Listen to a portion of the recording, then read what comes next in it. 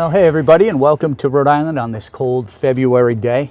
You know, recently I've gotten a lot of questions when I put up videos of either my starting the bike or riding the bike, and I get a lot of questions from people about, you know, well, hey, why doesn't it have any brakes? Or wait, where's the clutch? Is it an automatic? All these sorts of questions. So I thought I'd do a video just to kind of talk about how these things run. Now, I know a lot of you are really experienced with Harley-Davidson motorcycles, particularly vintage Harley-Davidson motorcycles. So this video isn't really aimed toward you, but you can certainly tell me if I do anything wrong. But for people that are really interested in the history of Harley-Davidson and are kind of new to it, perhaps this video would be good, a little look around. Now, this is a 1941 Harley-Davidson WL, and it's called a Flathead or a 45. So it operates in a different way. The controls, in other words, are in a different spot. And really the controls for motorcycles weren't really codified, or I should say standardized maybe, until probably the 1970s. So not that long ago, or anyway, not that long ago for me. Maybe for you it's before you were born, I have no idea. But so around the 1970s, everything got standardized. So on this bike from 1941, things are quite different. So a lot of times people are saying, hey, where's the front brake? You know, on new bikes, we're kind of accustomed to all the braking being here, the front brake being here and the rear brake being on the floor. But that wasn't true on these bikes. On this bike, the front brake is actually over here. Come on over a little bit. So here's the front brake right here, hand control like you're familiar with, although usually on the other side. And you can see down here, there's my front brake on the left side right here. So when I operate this lever, that operates the front brake. So on this side, I've got nothing. I've got my throttle, and the throttle on these bikes is a little bit different because when you open the throttle, there's no automatic return. So you also have to close the throttle if you open it. So it's very important that while you're riding, you understand that, because if something goes wrong, you've got to shut that throttle down so the bike doesn't keep running on its own. All right, come on over to the other side here. So the clutch question that people ask is actually down here. So I'm operating it with my hand right now, but I'll stick my foot on there. So I'm disengaging the clutch here, and I'm engaging here.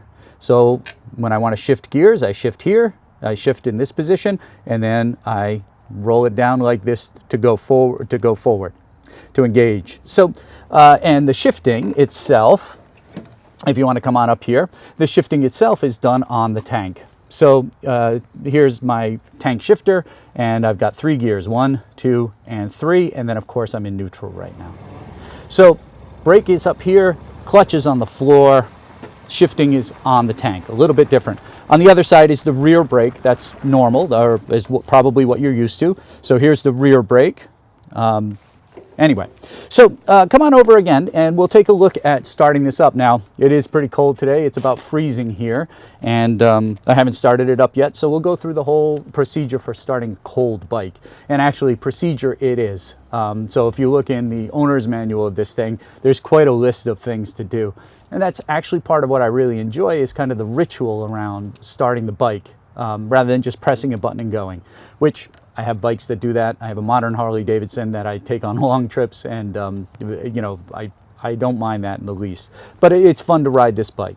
Okay, so let's take a look at really what's happening when I sit down and I'm like fiddling with all the knobs and controls.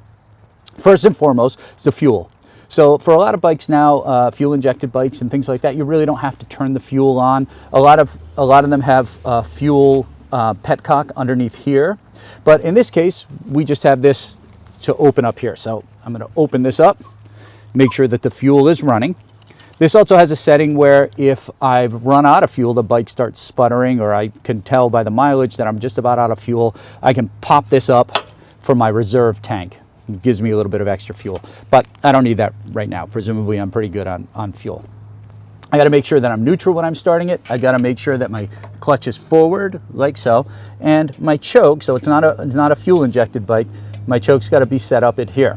Now, on this handle, I also have a way to increase or decrease, so advance or retard the spark. So if you come over on this side, you can see right down here, I'm not sure you can see it moving as I move it. This, I could advance the spark all the way, and here I could retard the spark. So generally speaking, I'm going to start this you know, I like to start it about in the middle. I think in the book it says you should be almost advanced all the way, but I tend to start it about there. Okay, so now that I've got all of those things sort of set up, come on around this side again. We'll get ready to, so I've got the choke in the right place, I've got the clutch in the right place, I'm in neutral, got my spark set in the right place. Sorry, around one more time. So now what I'm going to do is I'm going to pop out the kicker pedal here, and I'm going to open up my throttle all the way. So my throttle's open now, and I'm just going to prime the bike with a couple of kicks and get some fuel in there. So we'll do one, whoops, we'll do two. So now we've got a couple of kicks in there. So now that I primed the engine a little bit, we're going to come back over here to the choke. That's going to go down one click, just about there. Come on over here. We can finally turn the ignition on. Boom. So now we got some energy going. Make sure the spark's in the right place. And hopefully we'll kick and we'll open up, we'll kick and turn the throttle at the same time.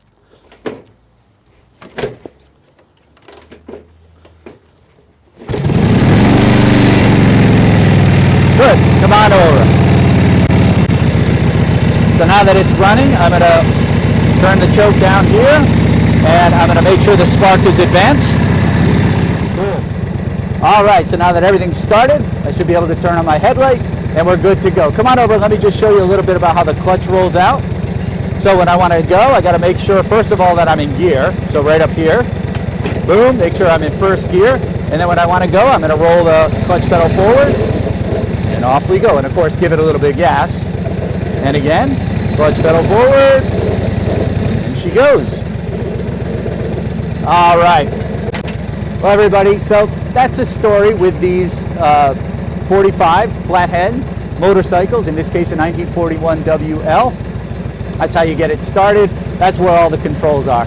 I really appreciate your watching and following, and I hope you have a great rest of your winter.